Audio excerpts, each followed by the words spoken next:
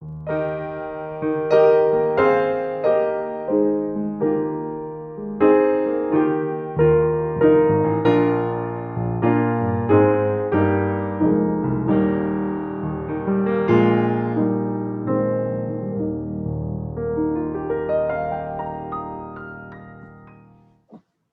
morning sa inyong lahat mga kaibigan, mga kapatid, at sa umagang ito patuloy tayo sa ating devotional God's Word for Today sa 1 Kings, at dito na tayo sa 1 Kings chapter 8 verses 12 to 21, and let me read this sa ating Tagalog na Biblia.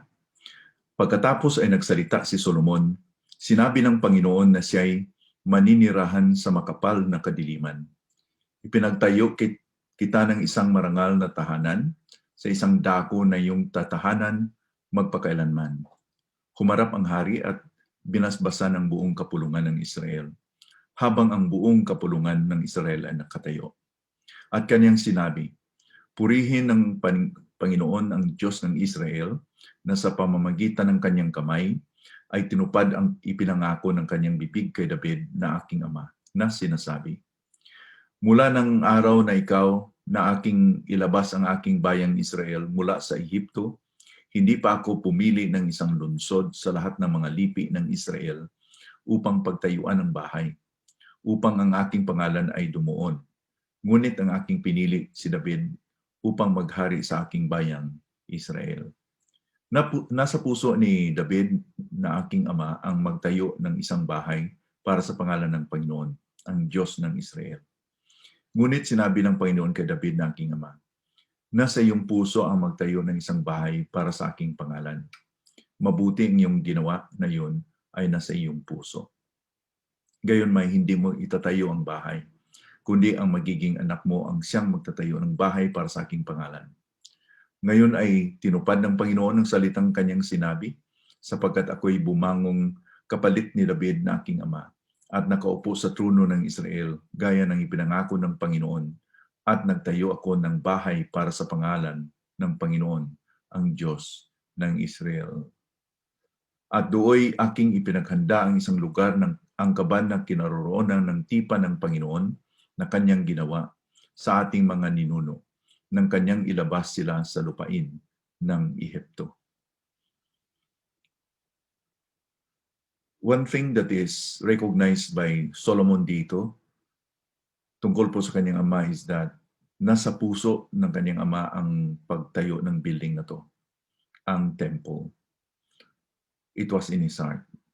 So that's our question this morning. Ano po ang nasa puso natin? What is in our hearts? Sa si King Solomon ay nandun po sa harapan ng altar with the assembly of God's people. He took pride for the opportunity that he had built this house of God. And he blessed the assembly. Na sinabi niya, blessed be the Lord, the God of Israel, who with his hand has fulfilled what he has promised with his mouth to David, my father. Totoo nga na ang building, ang pagtayo ng templo na to ay nasa kamay ni Solomon. But para kay David, it was in his heart. And Solomon recognized it. He recollected that God had told his father, na sinabi niya dito, whereas it was in your heart to build a house for my name, you did well that it was in your heart. Kinukomment si David ng Panginoon na it was well for him to have the building plan, to build the building, the temple building, in his heart. If you look back to the life of David, David's life was flawed. Dami pong mga kamalian, kasalanan na nagawa ni David. Marami po siyang kapalpakan. His battle scars, both physical, moral, spiritual, hindi po matatago. It cannot be concealed. But he was not called the man after God's heart, kasi yun ang title sa kanya. A man after God's heart. Hindi po siya tawaging a man after God's heart for no reason. Hindi ba yung kanyang burning passion sa kanyang puso to build the house of God hanggang sa kanyang kamatayan na ito po yung dahilan na he was called the man after God's own heart. He did not content to die as the king, hindi ba? The temple was always in his mind and heart. Para bang doon siya kukuha ng satisfaction when he think about the temple and even dwelling on the temple. Isa sa kanyang pag-express dito ay yung sinulat niya sa Psalm 27 verse 4.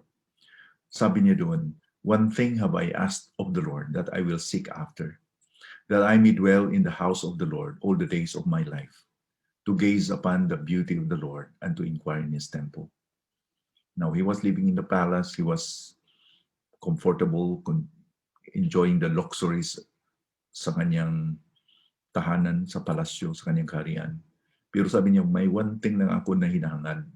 One thing that aking ninasa. And this is it, that I may dwell in the house of the Lord all the days of my life. Para doon po makita niya ang kabutihan ng Panginoon, the beauty of the Lord. So ang tanong ko sa ating puso sa hapon ito is, what is the burning passion of our hearts? Sa ating ngayon, sa ating panahon ngayon. Sa New Testament, mabasa natin na si Panginoon Jesus ay pumarito in order to establish His kingdom.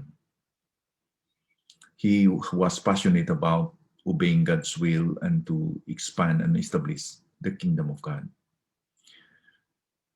He had laid a blueprint by building His church. Paano po niya ipalago ang kaharian ng Panginoon? The kingdom of God is through the church. He said in Matthew 16 verse 18, "I will build my church and the gates of hell shall not prevail against it." Walang makaharang, walang makahadlang na lalago ang simbahan. The church, when you talk about the church, is God's people, redeemed people of God. Kung ito ang passion ni Panginoong Jesucristo, and actually, sabi po niya sa Acts na sabi po ni Luke doon, sa sinulat ni Luke na he purchased the church with his own blood. He was so passionate to really sacrifice his own life for us, the church. Ito ba rin yung ating advancement ngayon, that we will be part of the building of God's kingdom? Ito ba yung passion sa ating puso? Sinabi ni Panginoon Jesucristo sa mga apostoles, sa atin din, na darating ang panahon that He will do greater works. Let me read that verse in John 14 verse 12. "Truly, truly, I say to you, whoever believes in me will also do the works that I do. And greater works than this will he do, because I'm going to the Father." Si Panginoong Jesucristo ay nakagawa ng pinakamalaking ginawa. He redeemed us. He did a perfect sacrifice at the cross.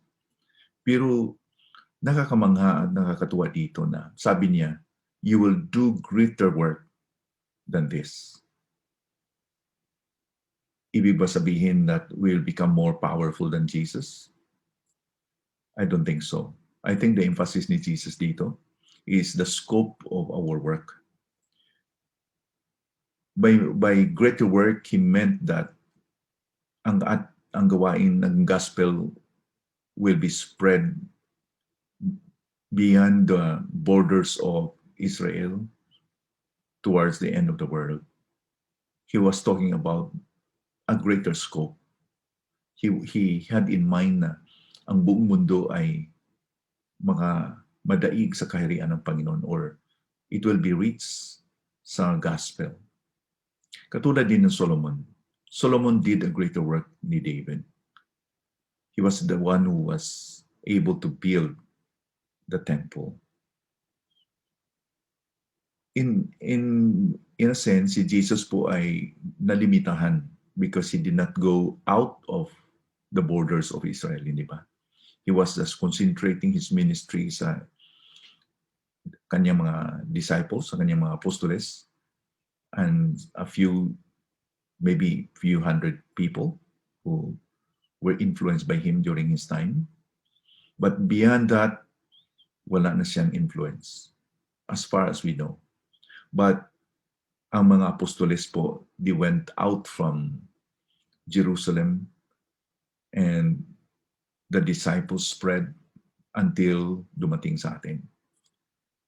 So this is the promise of God to us, that we can participate in the kingdom business, in the expansion, in the extension of God's kingdom. What I'm saying is that this is the passion of God. This is the passion of Jesus. And we must be passionate about also, about the gospel, sa pag-spread ng gospel.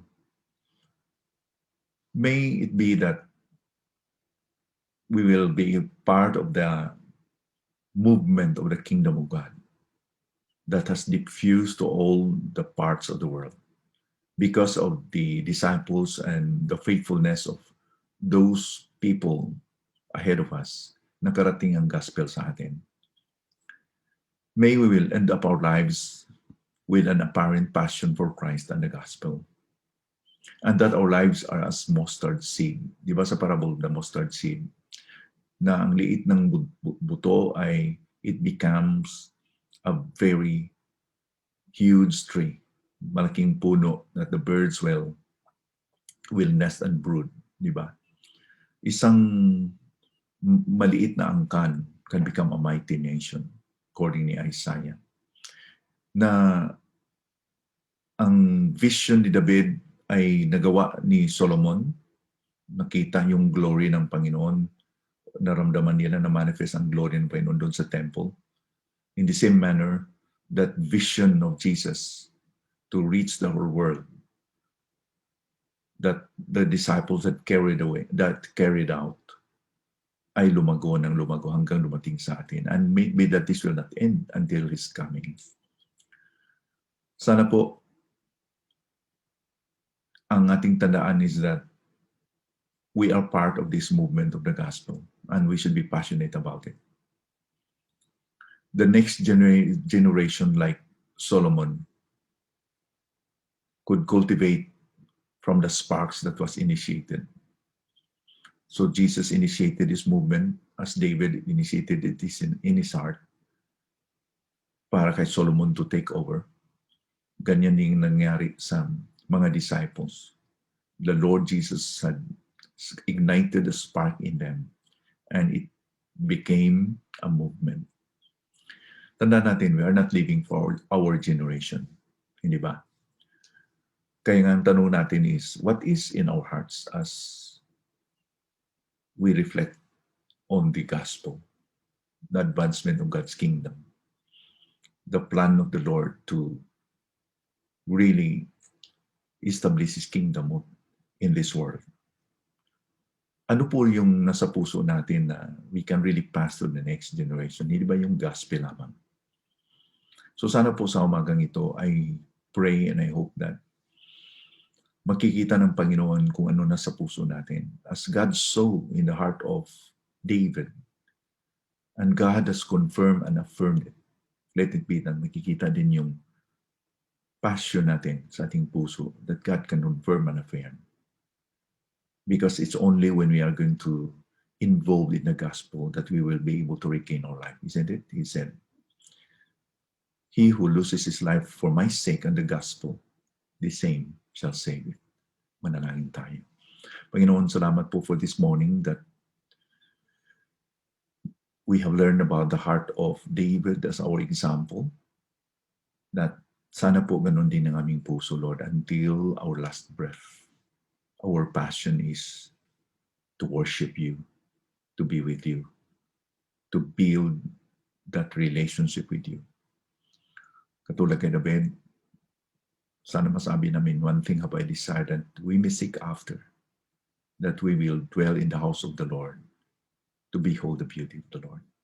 There's no greater achievement or experience greater than this na kami po ay magkaroon ng relasyon sa inyo, Panginoon.